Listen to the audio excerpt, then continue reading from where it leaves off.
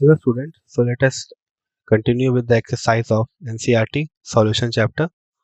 So the question says that the concentrated nitric acid is used in laboratory by mass, which is 68% nitric acid by mass. So this is 68% by mass in aqueous solution. What should be the molarity of such a sample of the acid if the density of the solution is this much? So how we'll solve it? So the concentrated nitric acid used in the laboratory is 68% by mass. First we'll calculate the molar mass of nitric acid. So that would give us 1 into 1 plus 1 into 14 plus 13 into 6, 16 into 3, 63 gram per mole. Now since it is given that 68% is nitric acid, so out of 100 grams of solution, we have 68 grams nitric acid, and we have say the remaining grams, which will be equals to 32 grams water. So for molarity, we will need this moles of nitric acid. So 68 gram of nitric acid will contain how many moles? That would be given mass by molar mass. So 1.079. Now it is also given that the density of the solution is 1.504. Since that 68 gram is dissolved in 100 grams of solution, so if we calculate the volume of that solution, then it will be easier to calculate molarity. So we will calculate the volume of the solution. So volume will be equals to mass, density is equals to mass per unit volume. So volume will be mass by density. So 100 gram by 1.504. So this would give us the volume of the solution. Next, when we know the volume and when we know the number of moles dissolved in that volume, we can calculate the molarity. That is 1.079 by 66.49 into 10 to the power minus 3 liter. This would give us 16.23 molar solution. So this is the molarity of the given solution. A solution of glucose in water is labeled as 10% weight by weight. Means if there is 100 gram of solution of glucose, then it is given, then in that 100 gram we have 10 gram of glucose dissolved. First we have to calculate the molality, right? And then we have to calculate the mole fraction of each component if the density of the solution is this much. Now at last we are given the density, we have to calculate the molarity also. We have to calculate molality, mole fraction and molarity, all of these three. First of all, we will look at molality. So in 10 gram of in 100 gram of solution, we have 10 gram glucose. So since it is a binary solution, so it will contain glucose and water only. Therefore, there will be 90 grams of water. Very clear? Now we will calculate the volume of, the number of moles of glucose. So we know the formula of glucose, it is C6H12O6. That would give us the molar mass as how much? 12 6 72 plus 12 plus 16 6 8 to 6 C12H C6H12O6. That is 96. 16 6 96. So 6 4 10, 1 carry, 9 1 10 and 10 at 18, 180. So that would give us 10 by 180. So this is the number of moles of C6H12O6. Now the definition of molality is number of moles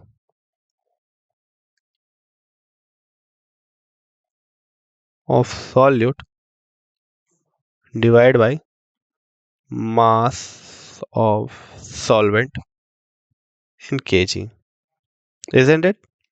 Now we have calculated the number of moles, it's 10 by 180. And what is the mass of solvent in kg? So we have to convert it to kg. That would be 90 into 10 to the power minus 3. So 90 into 10 to the power minus 3. So once we calculate this value, we will get the molality. Next is mole fraction. So mole fraction is equals to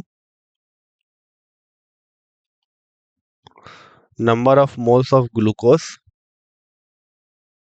divided by total number of moles. So number of moles of glucose well calculated, it is 10 by 180.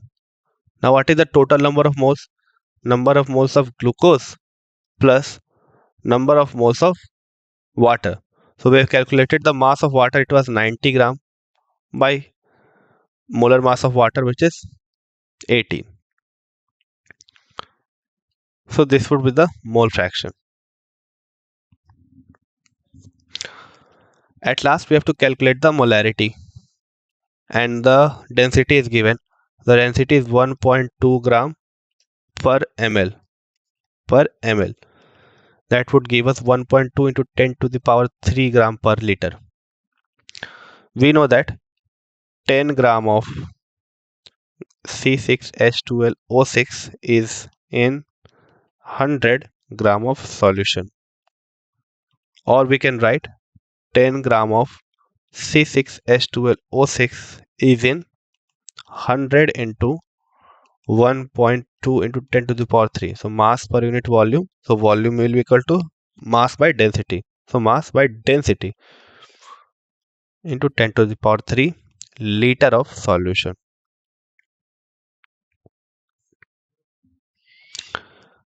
Now if we want to calculate the molarity, then we will divide this by 180 to get the number of moles, divided by total volume, that is 100 by 1.2 into 10 to the power 3. That would give us 10 by 180. 1.2 divided by 10 to the power 3 by 100. So this and this will be cancelled, and this 100. So if we just put off this decimal, that would give us 12 by 18. This will be the molarity. So let us see the solution. So we have calculated the mass of glucose. Therefore the mass of water is 90 gram. Then we have calculated the molar mass. It was 180 gram per mole. After that we need number of moles of glucose, that is 10 by 180, and molality will be mass of number of moles of glucose by mass of solvent in kg. So it is 1910 to the power minus 3. Next is we have to calculate the mole fraction. So number of moles of water, we will calculate 90 by 18. Then we will add this both. That would give us 0.001. If you want to calculate the number of moles of water, mole fraction of water, then it will be simply 1 minus this much, because chi A plus chi B is equals to 1. Or we can write it as chi n, means summation of I would write, would give us 1 if there are more than one component present. Further, we have calculated the volume with the help of density, and then we have calculated molarity, that is number of moles by volume, that is 0.67 moles.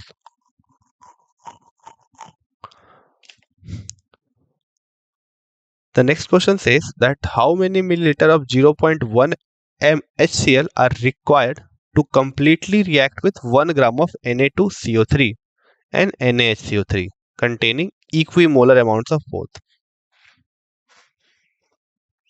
What is being said, that how many milliliters of 0.1 mHCl are required to react completely with 1 gram of N2SO3 and 1 gram of NaHCO3 containing equimolar amounts of both. So first we will calculate the say M into NF. First we will calculate the equivalence that is required, or the number of moles that is required to react with say 1 gram. Okay, so since it has an n factor of 2, therefore what else can be written, that number of moles is how much in 1 gram? So 1 by Na2, so 23 multiplied by 2 plus carbon 12 plus 16 into 3. So this would be the number of moles of Na2CO3 in 1 gram of Na2CO3, whereas in 1 gram of NaHCO3 we will have 1 by 23 plus hydrogen plus carbon, that is 12 plus 16 into 3. So this would be the number of moles of Na2CO3 and this would be the number of moles of NaCO3. Now 1 mole react with Na2CO3 react with 1 mole of 0.1 mHCl. Now what would be the number of moles of HCl? So suppose x milliliter of 0.1 mHCl is required to react with 1 gram, or I would say that I would consider 1 liter rather than 1 milliliter. So 1 liter, so suppose I'm taking it, x liter of 0.1 mHCl is required. Therefore, what would be the number of moles? Number of moles of HCl will be equals to x into 0.1. Now equate this with this and equate this with this to get the value of x for each case. So you can do it. So let us see the solution. So let the amount of solution in this way. Okay. Next question.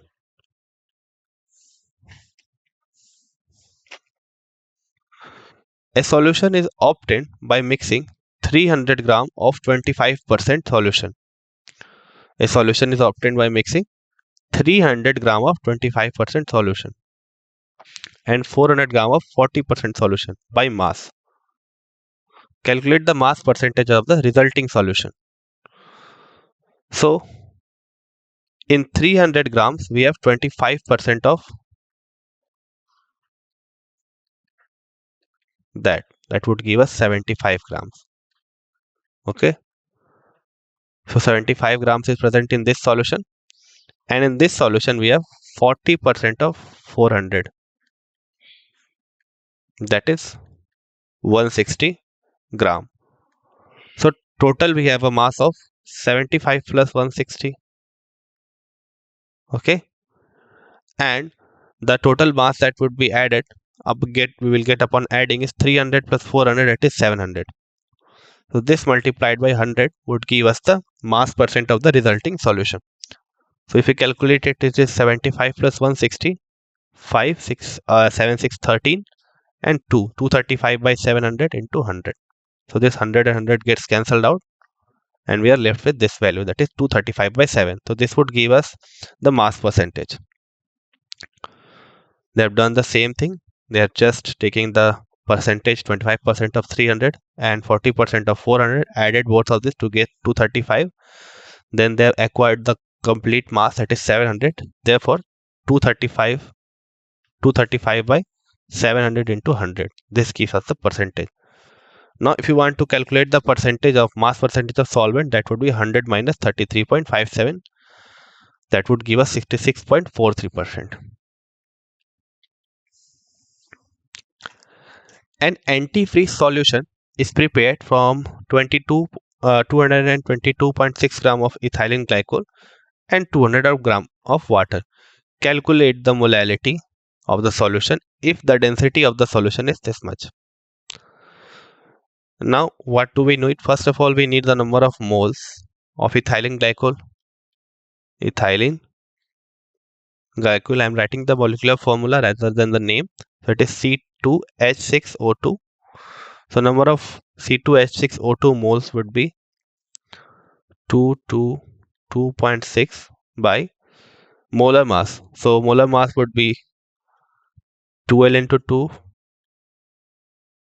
6 and 16 into 2.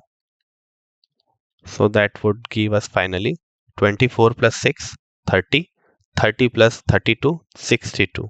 So this is the number of moles of C2H6O2. And what would be the mass, what would be the volume of the solution?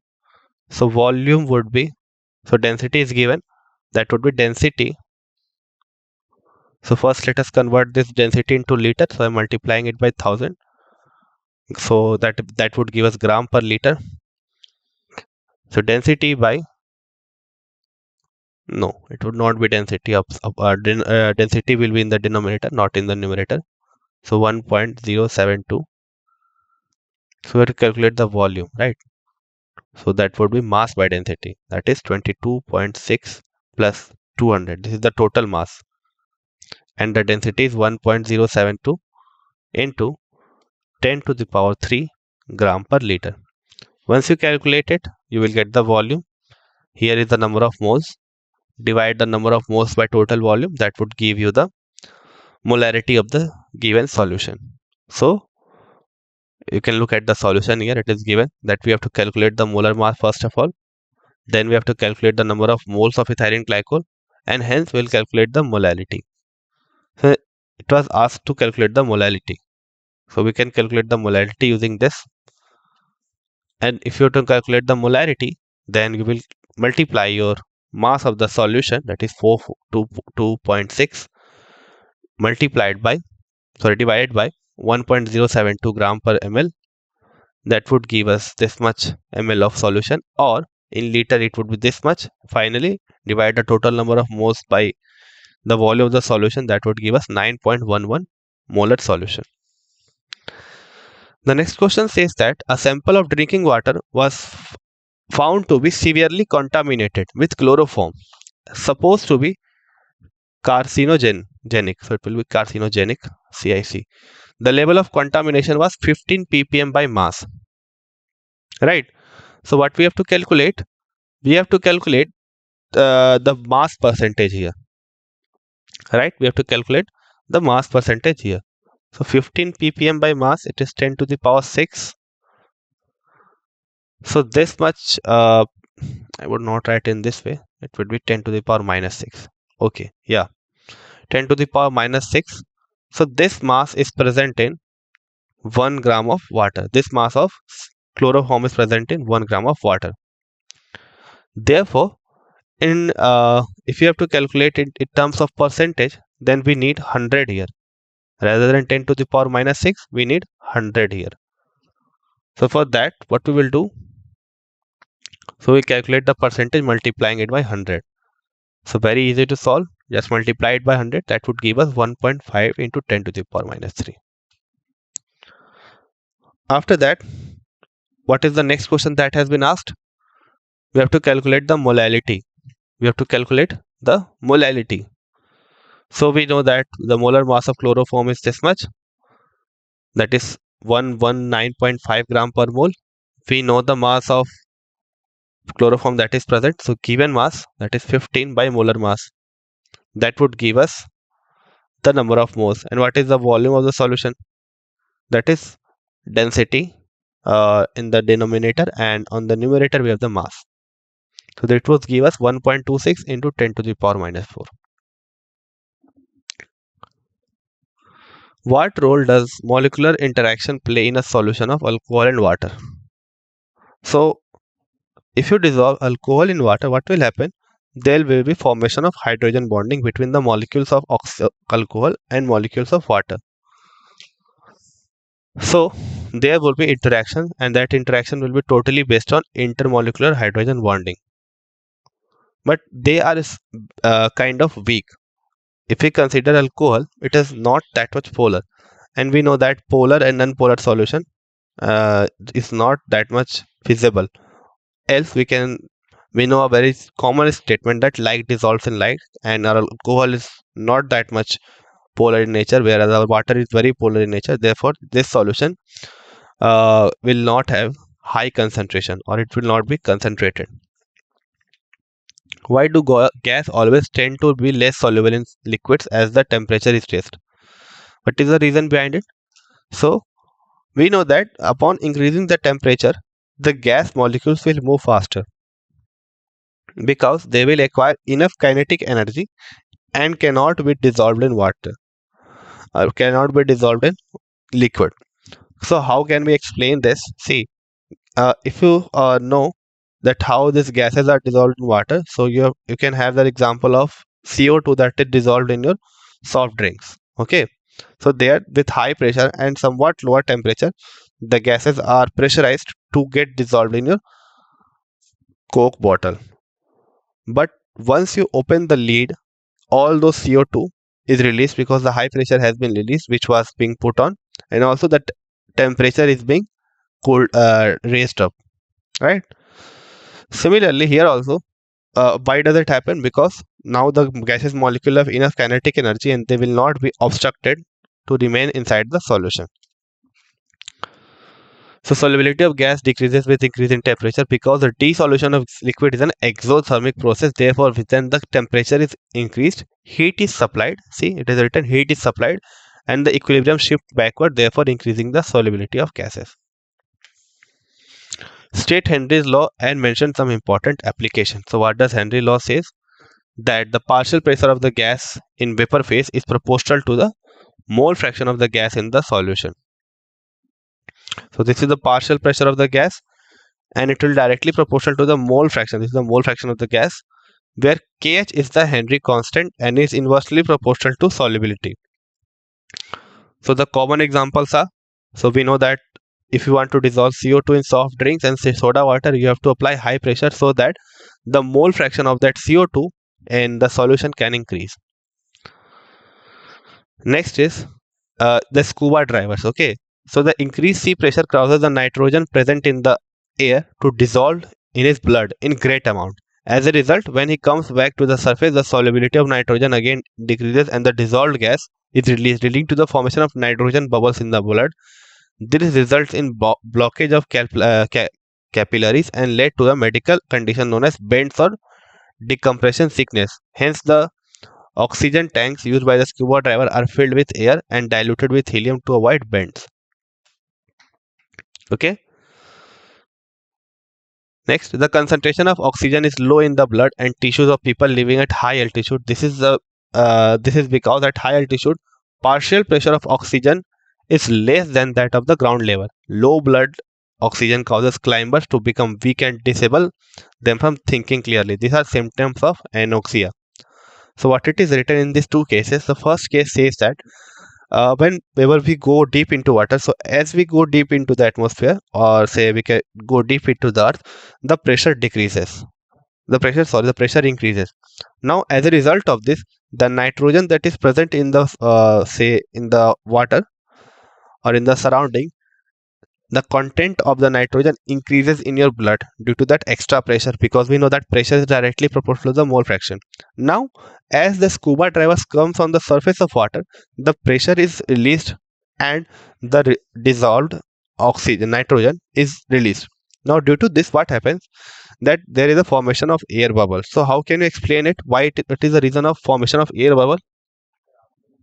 So you must have seen that whenever you take a mug and put it in water, okay, you will feel that the water does not go very easily into the mug. You have to just tilt your mug a little sideways and release the oxygen or the nitrogen that is being present in your mug. Okay, so similarly, when the oxygen escapes, it leaves a space there, okay, that creates bends or bubbles that is filled with oxygen or nitrogen. Okay, so what does it mean? So initially nitrogen was dissolved inside the gas, but as it comes up, the nitrogen that is dissolved, that comes out and remains in the arteries, but in the form of bubbles, that in the form of gas and not into the solution, and that results in a medical condition that is known as bends. Okay, so for that, what is being done, that along with say our oxygen, helium is also dissolved. So scuba divers are filled with air and diluted with helium. Now what you will say, why helium? So see, helium is not soluble in water that much as compared to the nitrogen. Okay, because helium has a high value of Kh, right? High value of Kh, so it does not dissolve in your oxygen and does not result in the formation of bubbles inside the artery. Similarly, it is said that as you go down, the pressure increases, but as you go up, the pressure decreases. Now as the pressure decreases, the oxygen that is dissolved in blood, it comes out, and since there is a shortage of oxygen, that results in weakness, and also since oxygen does not reaches to your brain, you are not able to think properly, and that symptom is called as anoxia. Next, define the term solution and how many types of solution are formed. Write each of this with an example. So what is solution? So this is very important term, that it is a homogeneous mixture of two or more components, and there are three types of solution. First is gaseous solution. So there is a gaseous solution in which the solvent is called a gaseous solution. In this solution, the solute may be liquid, solid, or gas. But for example, a mixture of oxygen and nitrogen is a gaseous solution. Right. Next is the solution in which the solvent is liquid is known as liquid solution. The solute in this may be gas, liquid, or solid. You may notice here one thing, that the solvent is deciding the state of your solution. The reason is very simple, because it is present in majority. Similarly, the solution in which the solvent is solid is called a solid solution, and the solid may be gas, liquid, or solid. For example, a solution of copper in gold is a solid solution. So alloy, you know that alloys are example of solid solution. Give an example of solid solution in which the solute is gas. So in case of solid solution is formed between two substances, and interstitial solid solution will be formed. For example, the solution of hydrogen in platinum is a solid solution in which the solute is a gas. So this property of adsorption of hydrogen in palladium is used for reduction in case of organic chemistry. Next, let us define all of this: mole fraction, molarity, mass percentage. So we have already seen the theory, but we will again revise it. So mole fraction is what? It is the total number of moles of component that divided by the number of moles of component for which we are calculating the mole fraction, divided by total number of moles of all the component, right? So mole fraction of A divided by total mole fraction if A is the component that is present in the solution. Suppose we have A and B as two of the participants in the solution, then chi A will be equals to, so chi A is the simple representation of mole fraction, that will be equals to mole fraction of A by mole fraction of A plus B. Similarly, mole fraction of B is equals to number of moles of B by number of moles of A plus number of moles of B. Next is molality. So molality is moles of solute divided by mass of solvent in kg. So this is important, that it is the mass of solvent and not solution, and it should always be in kg. After that, we have molarity. It is moles of solute divided by the volume of solution in liters. If it is given in milliliter, then molarity becomes millimolarity. Small m, capital M. At last, we have mass percentage. It is nothing but the mass of the component for which we are calculating the mass percentage divided by the total mass of solution. So this was for today's lecture. We will continue rest of the question in the next chapter. Thank you. Next lecture. Thank you.